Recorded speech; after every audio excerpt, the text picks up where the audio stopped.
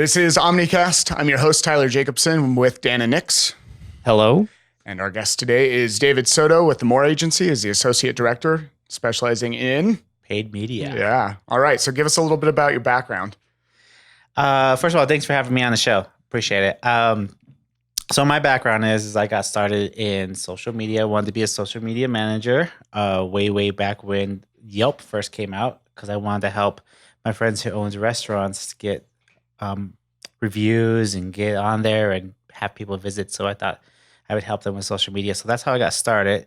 That kind of rolled into a whole bunch of other things, obviously, because here I am talking about it with you all. But that kind of started off with doing organic and what can I do with organic. And then as Facebook turned into a pay to play and everybody else started getting into a paid to play, I got into paid media. And that's kind of evolved into not only paid social, but doing programmatic, display, native, and paid search.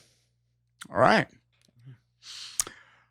So because you are a specialist in paid search, in paid media, I thought it would be really interesting to go down the Facebook rabbit hole here and kind of dissect what we think people want to achieve with Facebook ads, what they do and don't achieve with Facebook ads, and can it be done better? Should it be done better? Mm-hmm. How are we going to be affected by Facebook losing numbers? Mm-hmm. So what do we think small business people, like, what do you hear? What do you hear? And I know you deal with some really big brands, and so I think that you're probably going to hear some other things that maybe we don't hear. But what do we think people expect when they run Facebook ads? Yeah, I mean, I think no matter what size the client, I think a lot of times what you're going to find out is that people who want to do Facebook ads rarely know anything about how they work. So there's always a lot of questions about how much should I spend.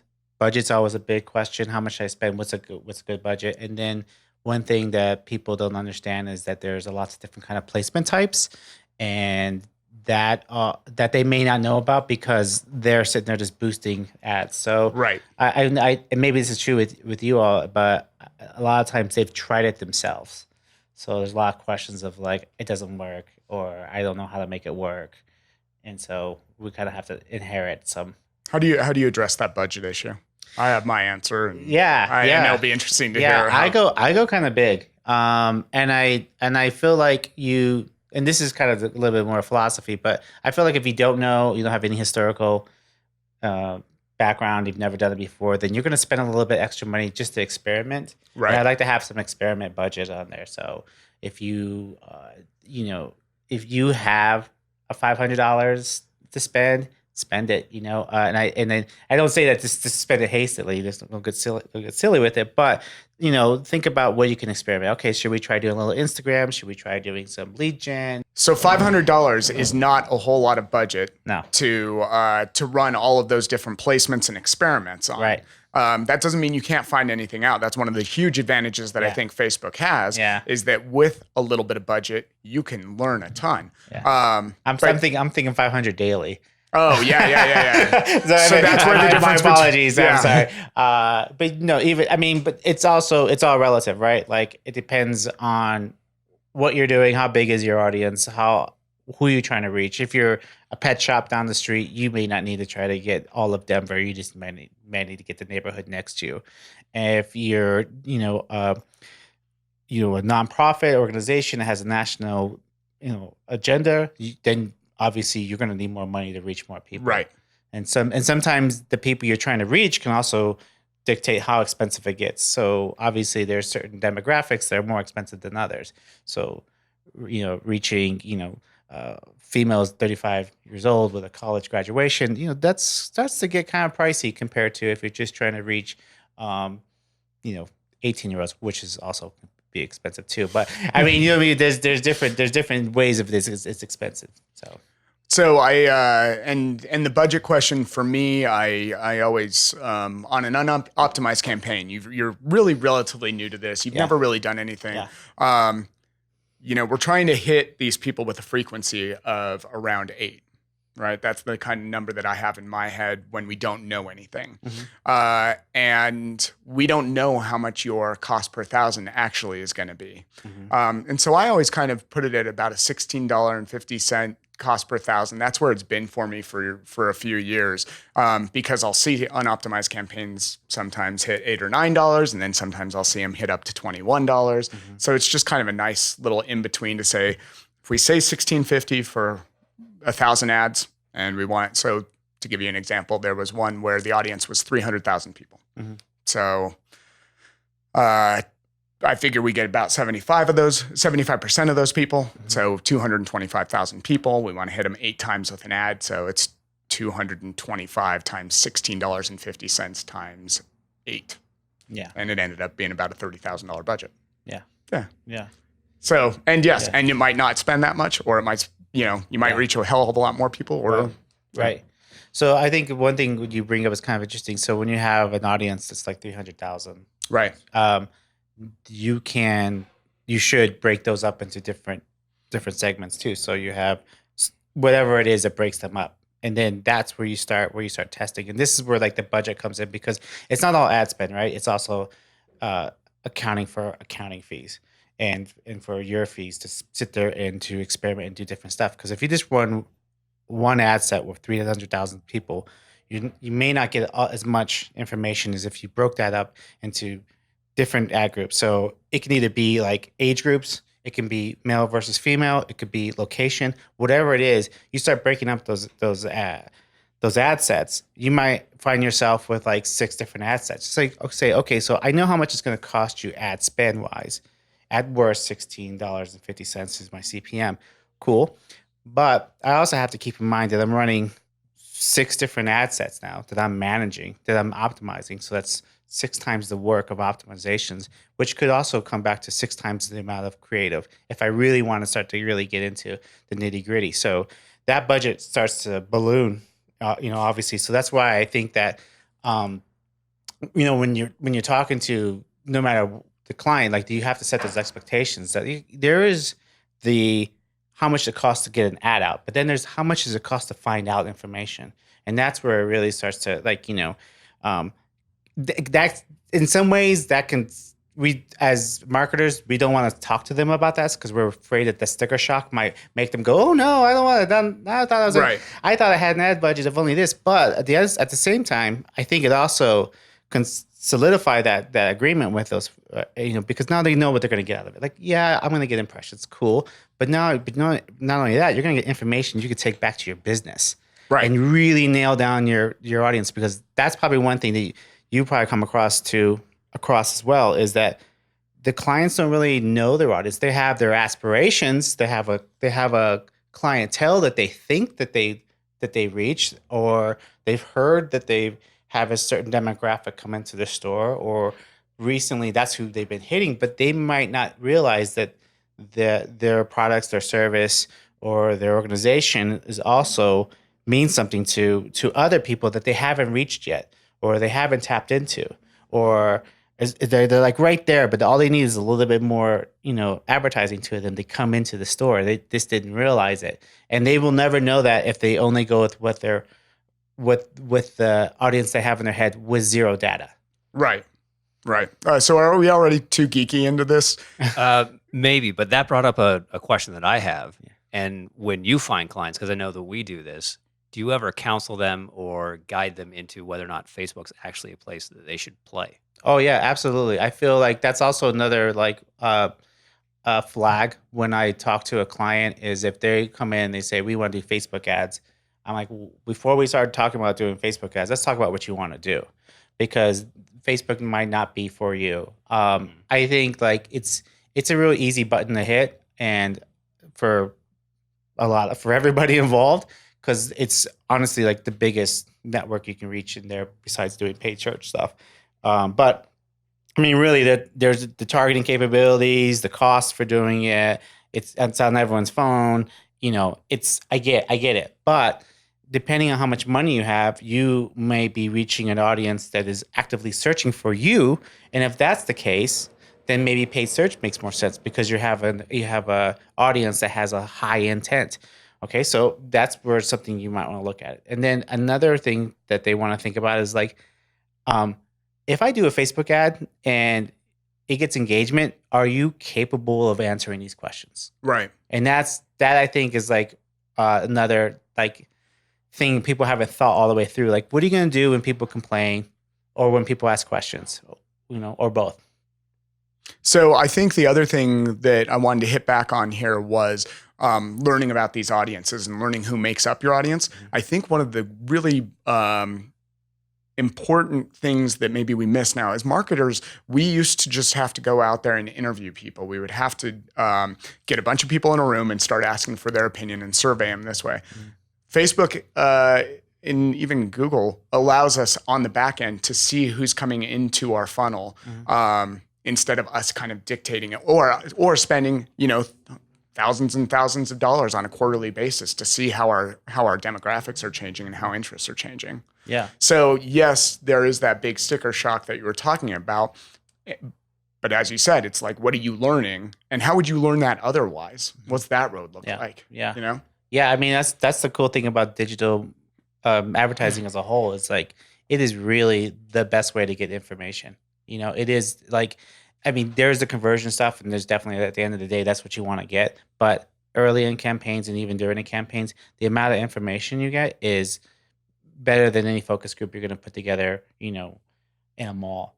Right. And I say that with an asterisk because I feel like there's probably a time when that does make sense for certain people. If you want to do a beef jerky taste testing, like you're not going to get that off of a Facebook ad. But I think a lot of times you're going to learn a lot with everything. With, like you mentioned, with Google's information, programmatic display, and some of that you're going to get if you look in your analytics. You can read some of that. Some of that you're going to get from some of the traffic and comments and engagement. You can glean something from that. But if you start to start doing different tests on different audiences, you'll get a lot of information in a pretty quick amount of time. You don't have to spend your whole budget learning that information either. You can, once you start getting into a few thousand impressions, you're going to start to see like what's resonating and how much it's costing you to reach certain audiences. So going back to the original question around expectations, Dan, what do you think people expect when they run Facebook ads? I think we see a lot of people that come in, like you said, I want to be on Facebook because that's what someone else that owns another business said, or that's what their mentor said, or that's just what they think. They don't actually look at it as, I want to be on Facebook because I can hit these kinds of people, or I can engage these kinds of people. They just want to be on Facebook because they know they need to be on social. So they don't even know the power behind it. Exactly. And I also hear the opposite sometimes, which is, well, this is a business. This is really more of B2B, so I don't want to be on Facebook. And my reply to that is, what if that's where your audience responds best? Why are you excluding things that you haven't tested? I don't know. What do you think about that? No, I think it is actually kind of funny when you hear people say that Facebook isn't for B2B because that's not true. And, oh, not at all. And as marketers, we know that. Anybody, if you're a marketer, a designer, anything, you're getting bombarded by messages too, and some of them work.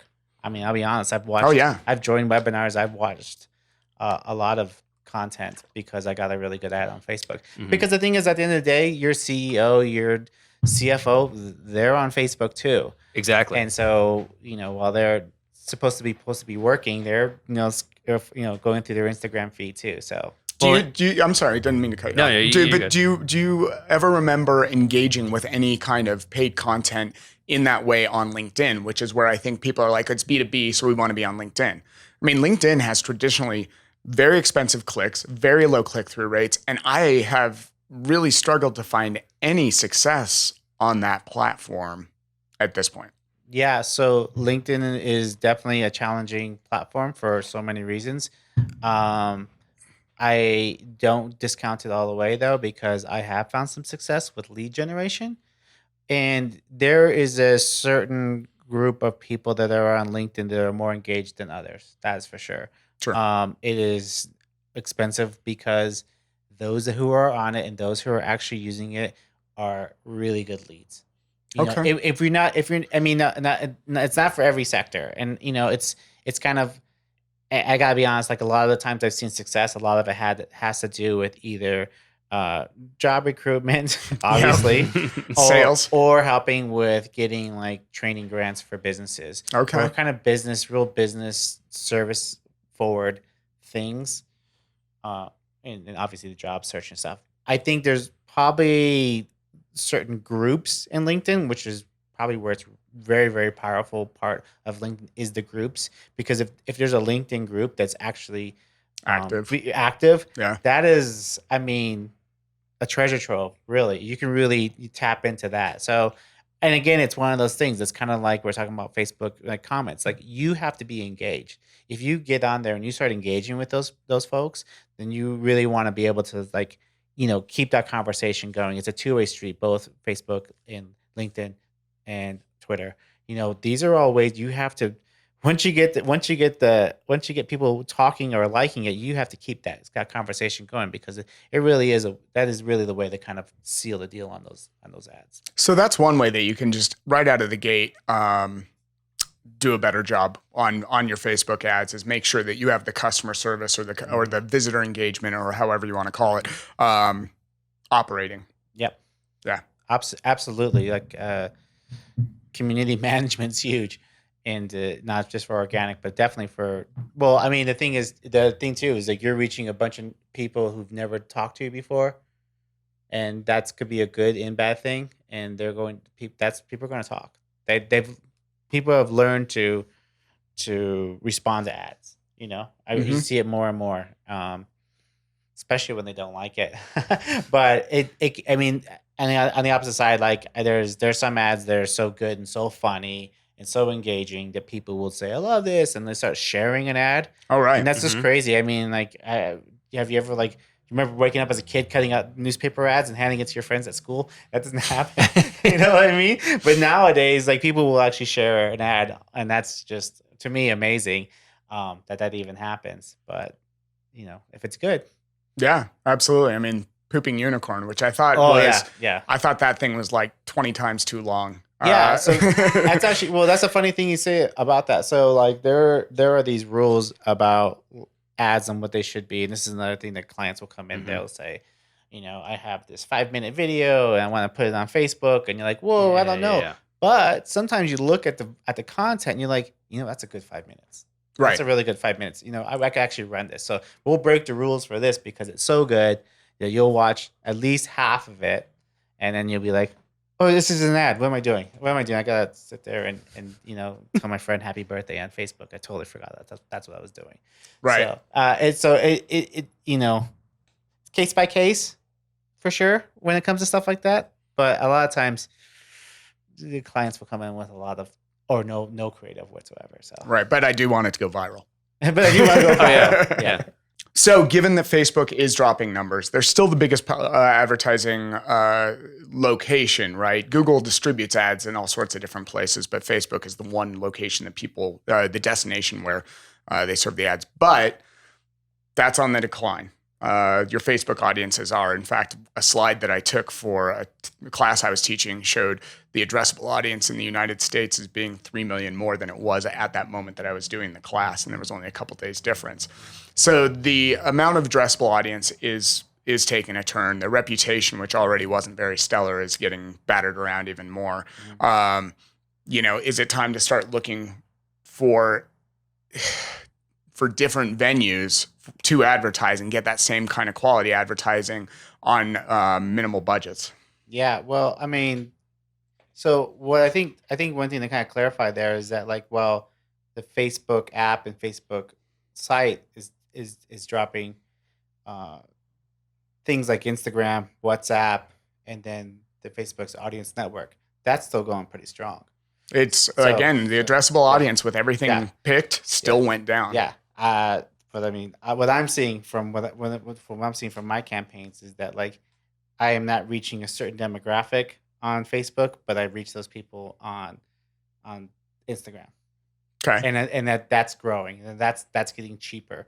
The ad products they have for all of those for Instagram, WhatsApp, and Audience Network, all those are getting better and better, and they're getting more and more of them, so that I can reach more and more people there. So it's to me, it's like, there could be a statistic out there that says they're losing ground, but like I'm not seeing that as far as like when I'm getting cheaper results. And I don't think like again, we're talking about a huge number. It's so crazy big how many Right. people are there that when they get a chunk taken out of them, it seems like a lot to us. But then we have to keep in mind of like Snapchat doesn't have those numbers. Right. LinkedIn's not going to go those numbers. And how many do you need to equal success for your business? Yeah, is you the don't other need to question I hit. think You that we don't need to ask. hit. Every billion person on the earth. It doesn't. That won't make a difference, especially if you have budgets less than $50 a day. Like you need to worry about the people that are in your neighborhood. Right. For some of these folks. So I think that it's. I don't Hold want. on, let's talk about that real quick, yeah. because hitting those people in your neighborhood, if you have that small budget, I think that this is one of the things that people really miss out on when it comes to Facebook. Because again, it's cheap, it's inexpensive. I can throw $20 and I can promote something, right? Yeah. But you're really only going to hit people once with one ad. Yeah. And what I always come back to is how many times do you see a single ad and then you buy? Yeah. Never happens. Yeah. You have to build up that trust. Yeah. So when you're saying if you only have that $50 a day, Yeah. you do have to keep that circle small so you can get that frequency. Yeah. Oh, yeah. You definitely need to keep it small. And then the two other things that I would say about that is that if you're only going to get one chance or two chances to get in front of them, make sure your creative is fucking spectacular. Right. Like don't go cheap on creative because you're scrolling there, and if it's just a static ad and it's just like come to our webinar, you're like, no. like that didn't convince me. It has to be something good. And obviously there's a lot of different theories, and probably you can look it up, but there's different ways of reaching different kinds of content on Facebook versus Instagram versus Twitter that engages people. They're in a certain kind of mindset. So I say that like you really got to make that work, and that's where I think like let that pass.